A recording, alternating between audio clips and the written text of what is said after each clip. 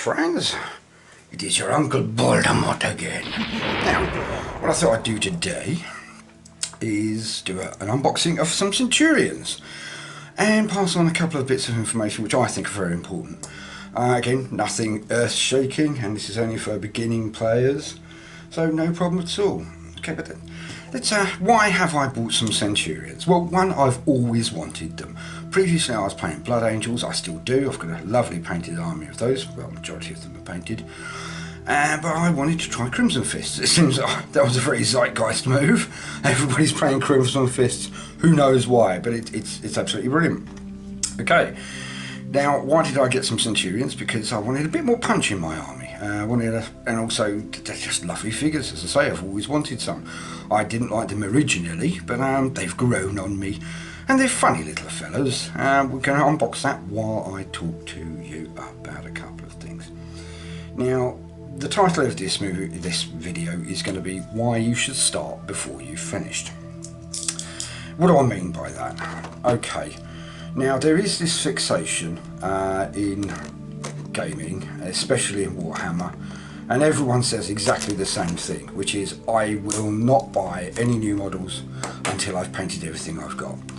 And it sounds like wise words, and they are to a certain extent, but what then happens is you forestall getting painting done.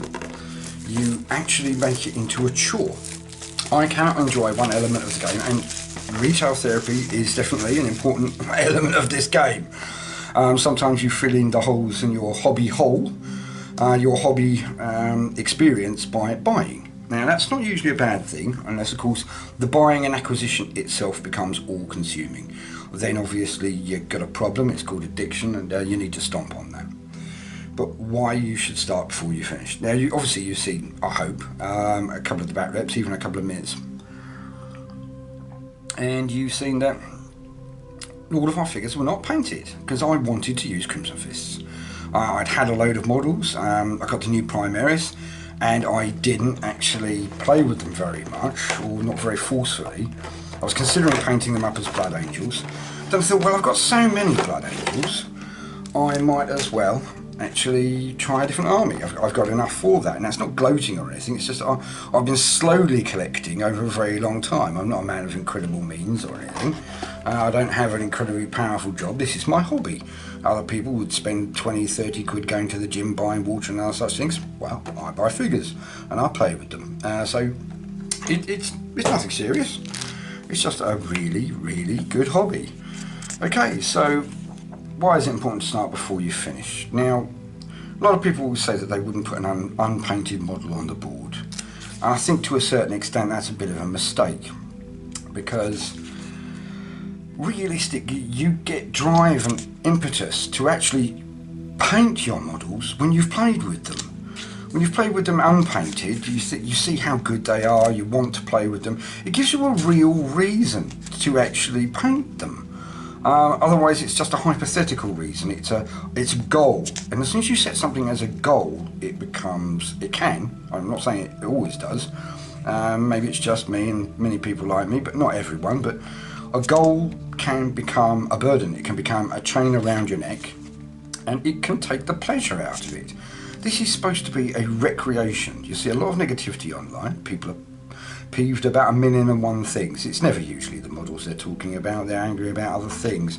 They're just using models as a way of getting rid of that tension, and that's just as good, I suppose, in other ways. It's not for everyone, it's certainly not for me. As soon as people start getting really negative, I tend to phase out, not because I don't agree with them, not because I don't validate their anger. I just think generally it's anger at other things. Because, let's be honest, if you're not angry in the first place, how on earth could you start flaming people about little toys? I mean, really? So, again, you know, it's one of those things. People are just in there's a lot of stress in the world at the moment. And there we go, a lovely little book there showing us what's going on with it. Ooh, exciting stuff. This will give me some extra punch, and also, they're lovely. Let's have a look.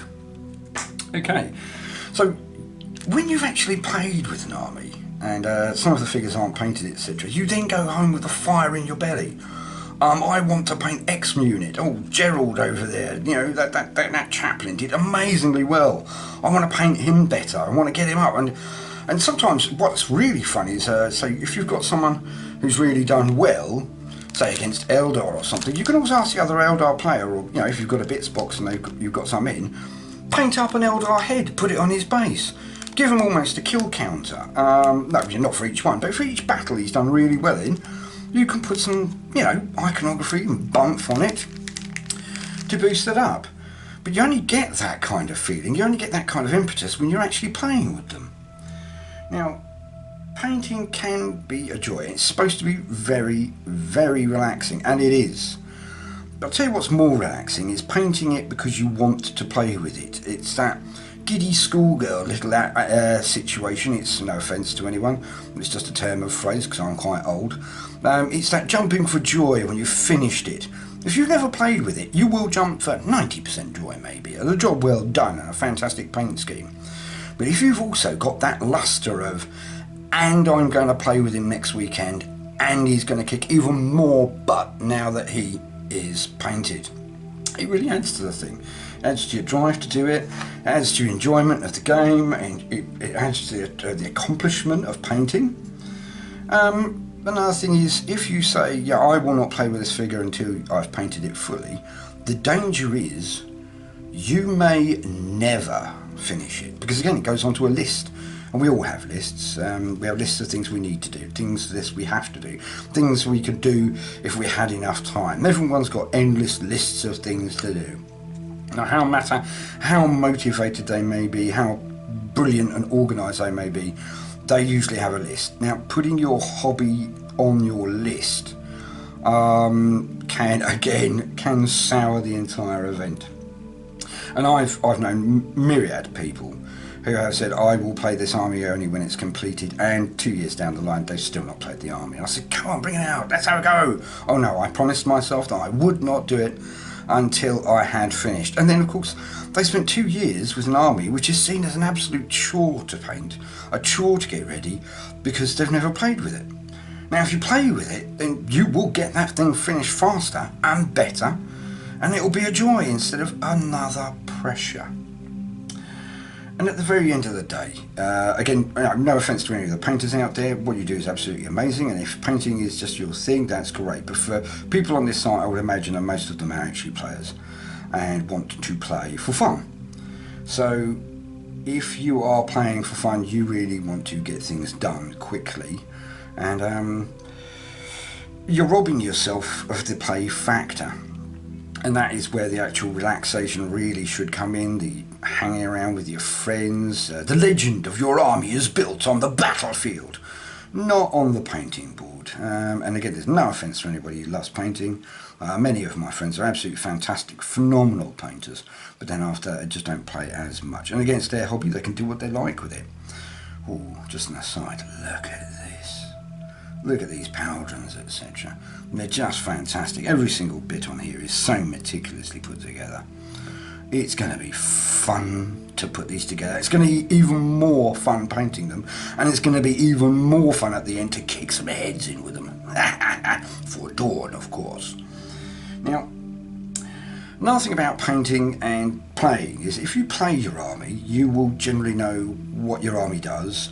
You can, and let's be absolutely honest, sometimes you get a model, you think this is absolutely fantastic, it's going to do A, B and C, and you find out it either does something different, or it doesn't do quite what you thought it did, or it doesn't do it as well. Now, you may feel that, again, not competitive, just as narrative, that you might want a bit of extra oomph. Now, I want these guys because they look lovely, I've wanted them for ages, but also they'll give me a bit of extra oomph, they'll give me a different ways of making up my army to make it slightly more aggressive, or stand back and do more damage at range, etc, etc. I have more flexibility. But when you know your army, you will also do things like, these aggressors, you might have them pristinely painted in conception stage, but then you find that you're getting in nasty, you're getting in close with people, instead of just standing back and firing, you're getting there with your power fists. Well, you might choose to weather them a lot more than you did before. And again, something you might consider weathering. You think, well, it never gets into combat, it's always sitting at the back. Yeah, I'll do some weathering, but hardly as much as the others, because it just doesn't get in down and dirty. So it helps you, it guides you to actually do your painting as well. It adds real individuality to your own army. Another thing is, the personal accomplishment of winning a game, playing a game, having good fun, having a painted army, all great. But every now and again, it is nice if you're in a good community, and I hope you are. And if not, find a good community. And again, there's nothing wrong with each community. It's just find the community that's right for you. Now, if you turn up with, say, half your army painted, or even a quarter of your army painted, or none of your army painted, when you then turn up the next time, and you've got some units painted, people will usually slap you on the back. And that little slap on the back, or, oh, good job, mate, well done, or that looks spanking, or you can get advice on painting, how to do things slightly easier when you're a beginner. That's very important as well. Learn from those people around you. Everyone hates experts these days, but and they're, you know, in painting there aren't really any experts. I mean, there's just lots and lots of different styles and lots of experience. So, but you will get tips to make things faster and easier when you're playing with some other people, some of the old guard, or even new players who are really avid, and you can get advice. But also just that little slap on the back from your friend saying, "God, mate, that was so much better. When are you going to do the rest?" It makes you go away and paint with a spring in your step, instead of hunched shoulders and thinking, "Oh, I've got to get this done." It's, I want to get this done. I need to get this done. It would be awesome if I got these done, instead of, "Oh my God, I've got another 8 hours of painting before I can fill this unit." So go play with some of your unpainted models. Take any model you like and play with them. You won't get sneers from people. If you do, well, you know not to play with them again. There are positive and negative people in the world, and sometimes people who are a bit negative you just don't feel like being around. Sometimes those people are too happy, can be a bit tiring. So find the right friends for you, obviously. You know, life lessons, blah, blah, blah. That's quite obvious. But that little bonus, that little tap on the back can really, really help you get things done. It'll help you build the army quicker as well. Again, if I didn't think I was going to do another battle with Crimson Fist for a while, I've got to admit, these will probably sit on the sidelines, because I jump around quite a bit. I get bored of one scheme, I get bored of one army, and then I just break out one of the others and I play them. That's why I've got half-painted armies all over the place. But now that I'm doing bat reps, and I'm thinking, well, and I actually did this the other day, I sat down for 6 hours and just painted. I thought, well, come on, let's give the punters something to look at. So just by doing the bat reps, it's made me paint more, and just by playing, it will make you paint more, and it will be a joy. But most importantly, more importantly than anything else, you need to have fun. This needs to be relaxing. There is a lot of things which are going very strangely in the world at the moment. So don't make this your refuge, your escapism, your fun, your socialisation, your intellectual hobby, your strategic challenge. Don't make it into a chore, please. Please don't do that. Keep it fun. Okay, so this is obviously going to be very difficult to paint up this well, but I'm hoping to get something close. Obviously the fist will be red, so what I might do is come back, show you the different stages, but again, I'm not an expert spec painter, and I have other people on the site who do that, but yes, see, having this on the field, having them painted up, is now a burning urge of mine. I'm going away for a week, nowhere special, nowhere fun, just for a week, and as soon as I can get back, I can tell you, I will be painting these pretty much as soon as I get back. This here is a set of beautiful Centurions, and they are going to be the centerpiece of my army until I get my repulsor done at least. So, well, I hope to see you soon, and as I say each time, no matter what you do today, try and make some time for some fun. Toodaloo.